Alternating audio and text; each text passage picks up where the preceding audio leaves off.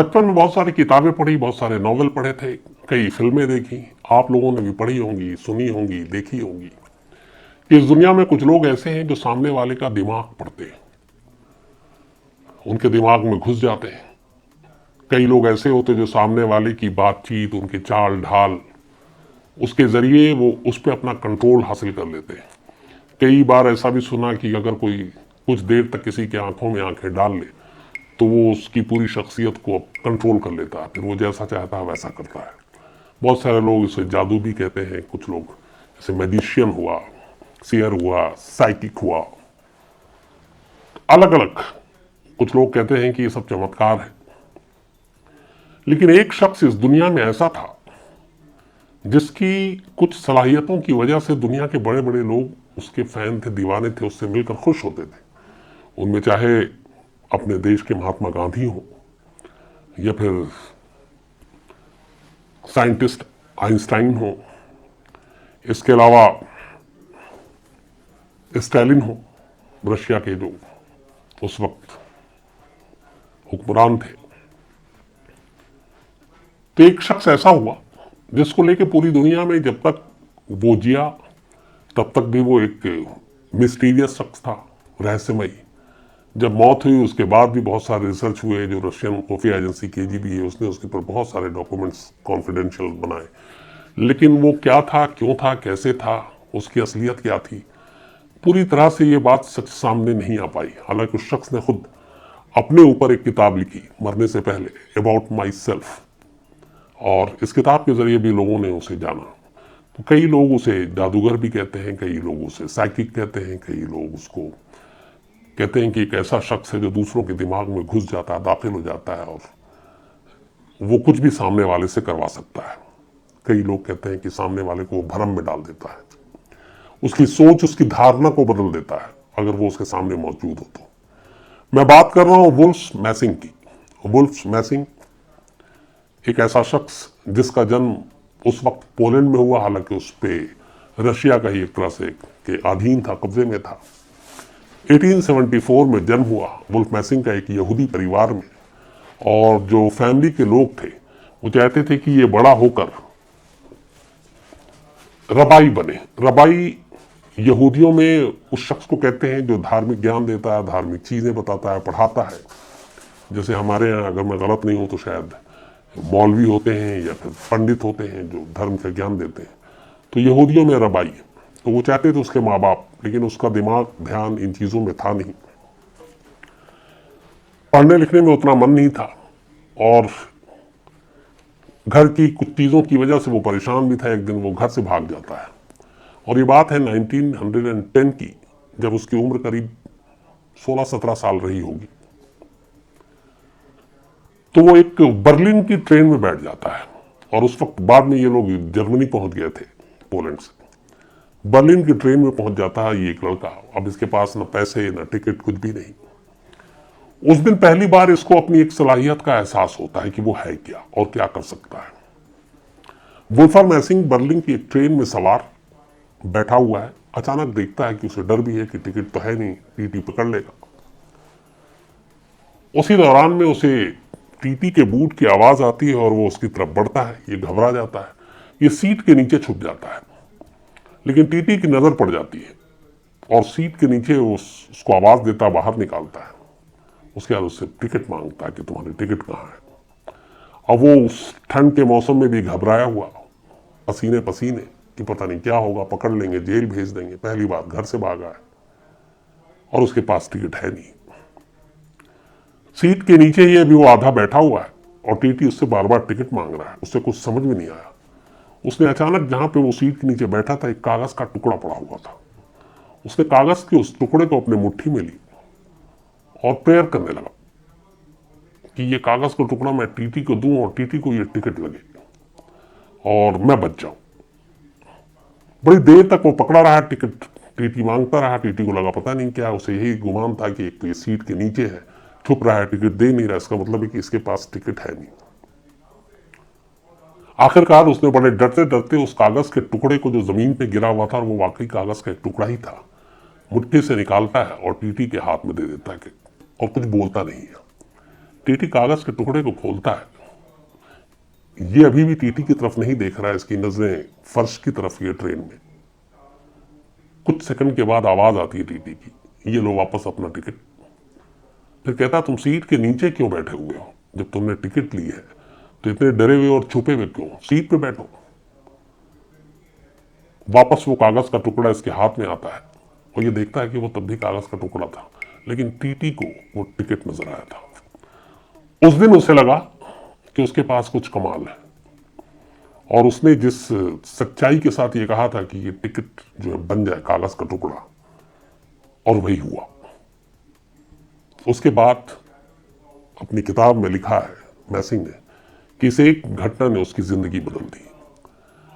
इसके बाद अब वो इधर उधर छोटे मोटे काम करने लगा, बर्लिन पहुंच चुका था, फिर कुछ सर्कस में काम करने लगा, और इसी तरीके से कुछ लोगों को वहां पे अचानक कोई भी चीज उनके भविष्य के बारे में बताना शुरू किया, और धीरे धीरे बड़ा पॉपुलर होता गया, उसके नाम होते गए। इस दौरान लोग भी बड़े उसको वो देखते कि ये आदमी बड़ा सही बता रहा है, और कुछ ऐसी चीजें जो उसी सर्कस के दौरान में खोई भी होती वो उन्हें ढूंढ देता। तो उसका ये हुनर, उसकी सारी चीजें, लोग बड़े खुश कि ये चमत्कार है। तभी एक भविष्यवाणी कर दी उसने सेकेंड वर्ल्ड वॉर की आहट वहाट चल रही थी, शुरू होना था। तो उसने कहा कि अगर वर्ल्ड वॉर के दौरान हिटलर ईस्ट की तरफ रशिया पे हमला करता है तो हिटलर की मौत हो जाएगी। अब ये बात चूंकि उसकी भविष्यवाणी और ये कई चीजें तब तक बड़ी मशहूर हो गई थी, लोग उसका नाम जानने लगे थे मैसिंग। हिटलर के कानों तक ये बात पहुंची कि अगर रशिया पे हमला किया तो मैं मर जाऊंगा। उससे बड़ा गुस्सा हुआ। हिटलर ने ऐलान किया कि जो भी मैसिंग का सर काट कर लाएगा उसे वो करीब उस वक्त 2 लाख मार्का जो उनकी करेंसी थी वो देंगे। काफी बड़ी रकम थी। अब जब ये बात मैसिंग को पता चली तो उसे लगा कि यहाँ रहना खतरा है, यहाँ खतरे से खाली नहीं है। तो वो अब जर्मनी छोड़ना चाह रहा था। इत्तेफाक से जब वो छोड़ना चाह रहा था तभी रास्ते में एक जगह पे पुलिस की टीम टकरा गई, और पुलिस की टीम ने उसे देखा और पहचान गई, क्योंकि वो बड़ा तब तक पॉपुलर हो चुका था। उसने उससे पूछा कि तुम कौन हो? तो उसने कहा मैं एक कलाकार हूँ, एक आर्टिस्ट हूँ। बोला झूठ बोल रहे हो, तुम एक यहूदी मैजिशियन हो, और वही हो जिसकी हमें तलाश है। इसके बाद उनमें से एक पुलिस वाला उसके मुंह पे एक मुक्का मारता है मैसिंग के। मैसिंग बेहोश हो जाता है। थोड़ी देर के बाद उसकी आंखें खुलती है तो पाता है कि वो एक पुलिस स्टेशन के अंदर है। पुलिस स्टेशन के अंदर कई पुलिस वाले थे। मैसिंग के नाक से खून भी बह रहा था। वो लॉकअप के अंदर था, और उसे मालूम था कि हिटलर ने उसके ऊपर इनाम रखा है और जो सर काट के लाएगा। उसे ये भी डर था कि कहीं ये पुलिस वाले उसका सर काट के ना ले जाए इनाम के लालच में। यहाँ पे फिर उसकी सलाहियत उसके काम आई। होश में आते ही उसने पुलिस वालों से कहा कि तुम लोग इधर क्या कर रहे हो? इधर आओ, लॉकअप के अंदर आओ और बंद हो जाओ। थोड़ी देर के बाद सारे पुलिस वाले लॉकअप के अंदर अपने आप को बंद कर चुके थे, और मैसिंग आज़ाद था, वो लॉकअप के बाहर था। सारे पुलिस वाले लॉकअप के अंदर बंद, वो बाहर आता है। बाहर निकलने के बाद अब वो रशिया की तरफ निकल पड़ता है, और रशिया बॉर्डर क्रॉस करके अब वो रूस मॉस्को पहुंच जाता है। मॉस्को में भी वो सर्कस वर्कस में छोटे छोटे काम करता है, और फिर लोगों के भविष्य बताता है, और उसका नाम जो है वो लगातार बढ़ता जाता है। इसी दौरान में ये बात उस वक्त स्टालिन रशिया में, रशिया की पूरी हुकूमत चल रही थी, स्टालिन का दबदबा था। तो स्टालिन के कानों तक ये बात पहुंची कि एक शख्स है, और स्टालिन चूंकि जिस तरीके से मार्क्सवाद और कम्युनिज्म इन सारी चीज़ों में ये धारणा, ये दिमाग पे कंट्रोल, लोगों को अपने हिसाब से चलाना, उनके दिमाग पे काबू पाना, इन सारी थ्योरी के खिलाफ थी स्टालिन की सोच, और उसे लगता था कि ये गलत, और इसीलिए रशिया में ऐसे लोगों के लिए कोई जगह भी नहीं थी। लेकिन स्टालिन को जब उसके बारे में और ख़ासतौर पर एक चीज़ ये पता चली कि मैसिंग ने एक भविष्यवाणी की है, और वो भी हिटलर के लिए, और हिटलर ने उसके सर पे इनाम रखा और इसीलिए वो यहाँ आया है, तो वो थोड़ा प्रभावित हुआ इस चीज़ को लेके। एक ऐसे ही शो में काम कर रहा था मैसिंग, और वहाँ पे उसका परफॉर्मेंस चल रहा था। तभी परफॉर्मेंस के दौरान ही पर्दा गिर जाता है, और कुछ लोग आते हैं और मैसिंग को गिरफ्तार कर लेते हैं, और वो अनाउंस करते हैं कि अब ये शो नहीं होगा, मैसिंग को अरेस्ट कर लिया गया। और उसके बाद उसे एक बंद गाड़ी में डालकर वहां से क्रेमलिन ले जाया जाता है। क्रेमलिन ले जाने के बाद अगले दिन मैसिंग पहली बार स्टालिन के सामने खड़ा था। स्टालिन ने उससे पूछा कि तुम ये जो सारी चीजें करते हो इसमें कितना फेक है, तुम क्या हो, मैजिशियन हो, जादूगर हो, क्या ये कैसे करते हो, लोगों को बेवकूफ बनाते हो? तो उसने कहा नहीं, मैं लोगों की धारणाओं पे कंट्रोल करता हूं, उनकी सोच पे कंट्रोल करता हूं, फिर मैं उनको अपने हिसाब से जैसा चाहता हूं करता हूं। स्टालिन ने बहुत सारी बातें सुन रखी थी, यहां तक कि उस जर्मनी की पुलिस स्टेशन के लॉकअप से निकलने की भी बात सुन रखी थी। स्टालिन ने कहा कि मैं मानूंगा नहीं तुम्हारी बात को, मैं तुम्हारा एग्जाम लूंगा, टेस्ट लूंगा। स्टालिन ने पहला टेस्ट दिया जिस दिन ये मुलाकात हुई कि कल दोपहर 2 बजे तक जो हमारा सेंट्रल बैंक है उस बैंक में तुम जाओगे मॉस्को के अंदर, और वो वहां का सबसे बड़ा बैंक है, और तुम वहां के क्लर्क से 1 लाख रुपए, वहां की जो करेंसी थी वो उस पर कंट्रोल, उस पर काबू करके तुम लेकर आओगे, तो मैं मानूंगा कि हाँ तुम अपनी धारणा से, अपनी सोच से, अपने सामने वाले के दिमाग को कंट्रोल करके उससे कुछ भी करवा सकते हो। तो तुम्हारे पास ना चेक है, ना तुम्हारा उस बैंक में अकाउंट है, कुछ नहीं है, लेकिन तुम्हें उस बैंक से 1 लाख रुपए लेकर आना, और कल 2 बजे तक। और अगर ऐसा नहीं हुआ तो फिर तो उसका मतलब है कि तुम फेक हो। 2 लोग गार्ड के तौर पर मैसिंग के साथ भेजे गए। मैसिंग बैंक पहुंचता है और वहां उसे पता नहीं था कि किस काउंटर पे कहां जाना है। वो अचानक जाता और एक काउंटर की तरफ बढ़ जाता है। वहां पे एक ट्रेजरर खड़ा था सामने। थोड़ी देर तक मैसिंग कुछ सोचता है, उसके बाद अपनी जेब से एक ब्लैंक पेपर निकालता है और वो पेपर जो है सामने वाले को दे देता है, जो बैंक का कर्मचारी था, मुलाजिम था।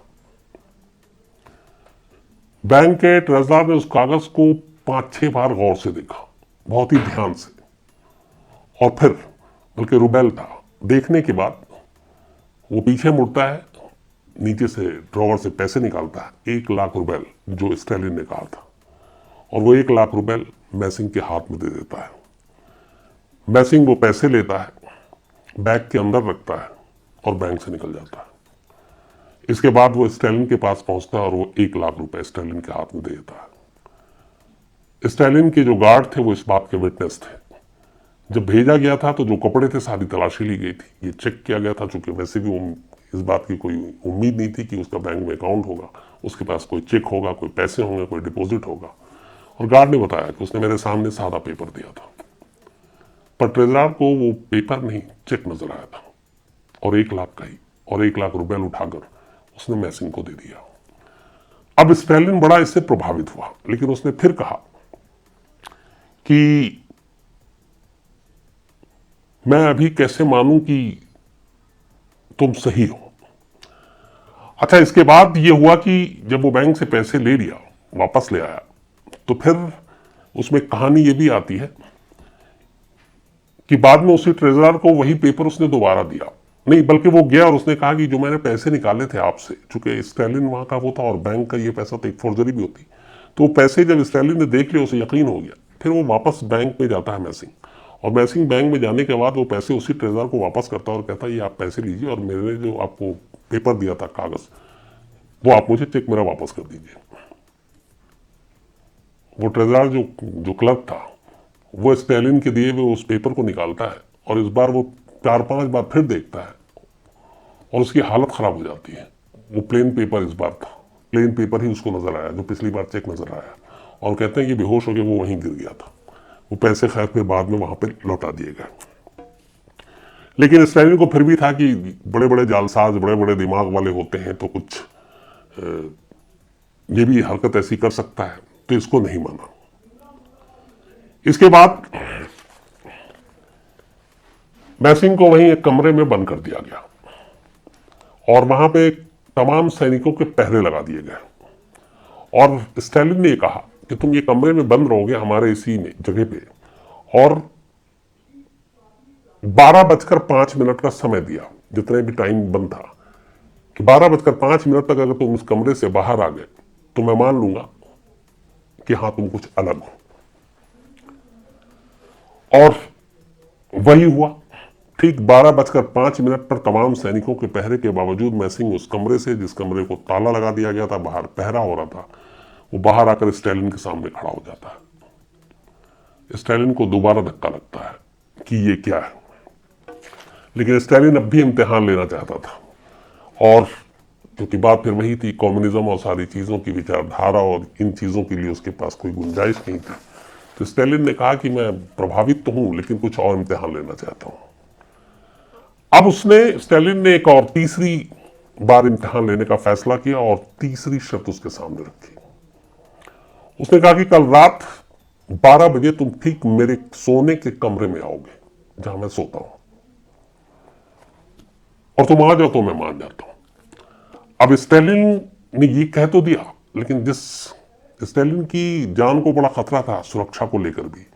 तो उस वक्त ये था कि स्टालिन रात को कब किस कमरे में सोए उसके तमाम सुरक्षा गार्ड को भी पता नहीं होता था।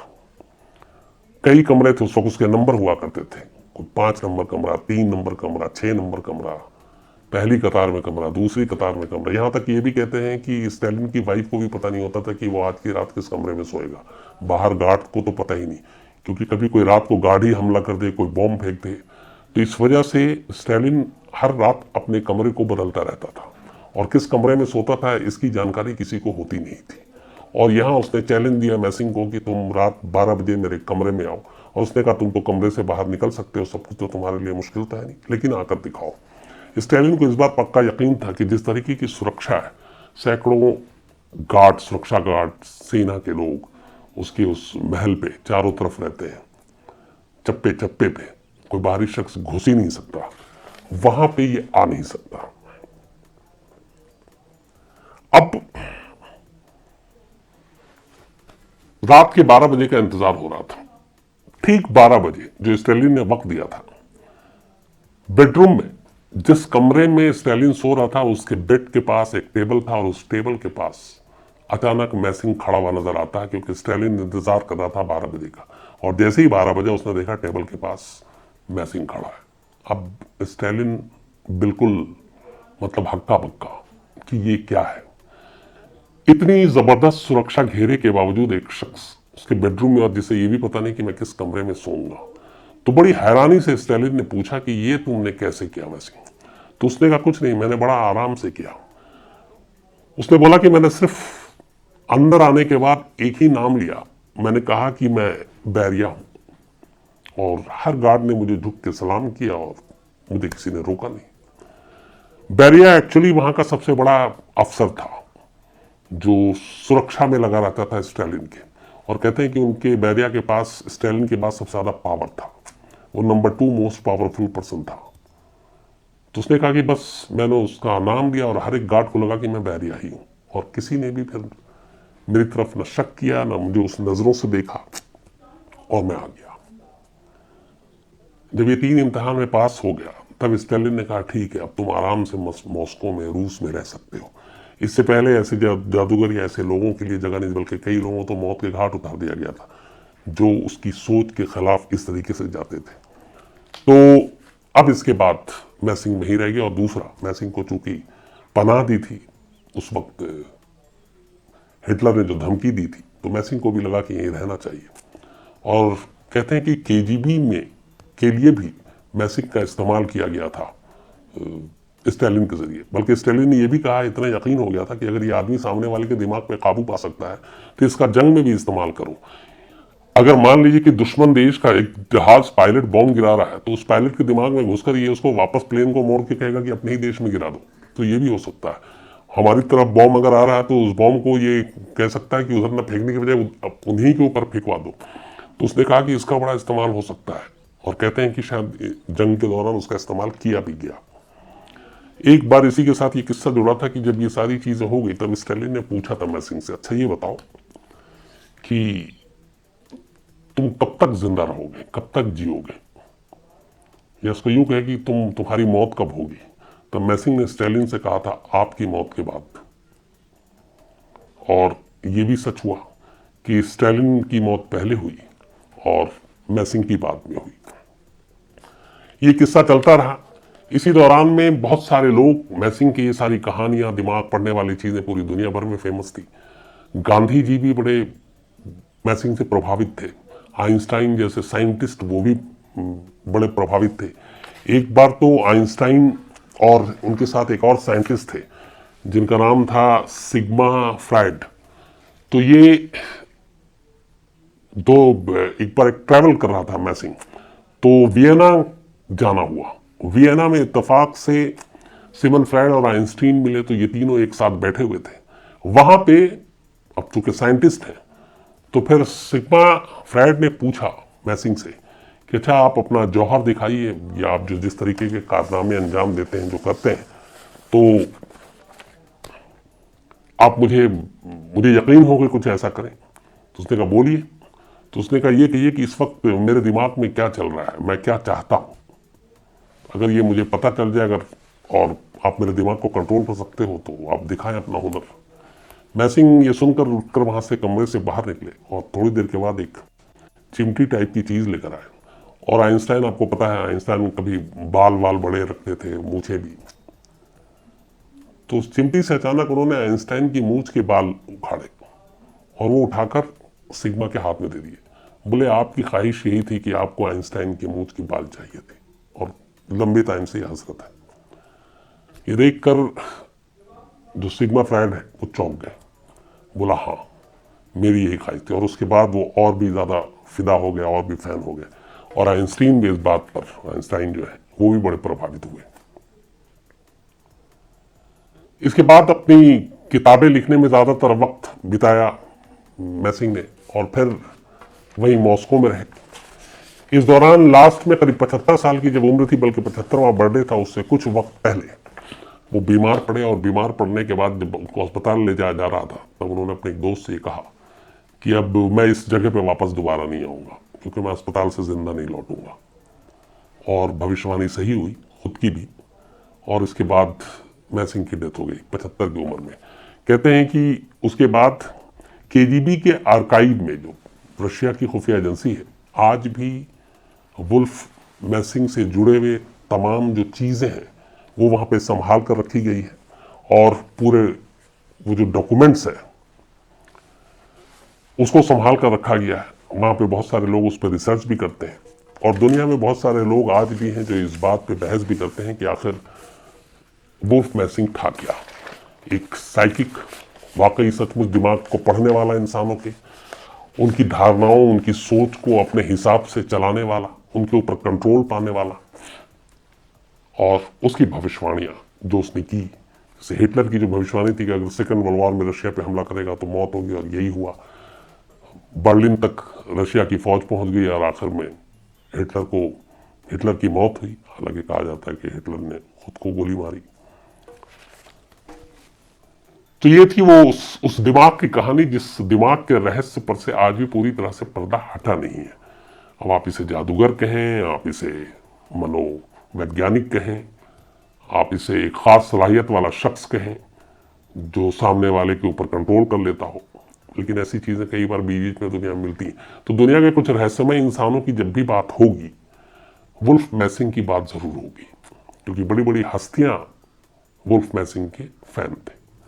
दोस्तों, अगर सच्चे क्राइम की अनकही कहानियां आपको रोमांचित करती हैं, तो अभी डार्क रियलिटी शोज को सब्सक्राइब कीजिए, क्योंकि असली जुर्म की अगली सच्चाई आप मिस नहीं करना चाहेंगे।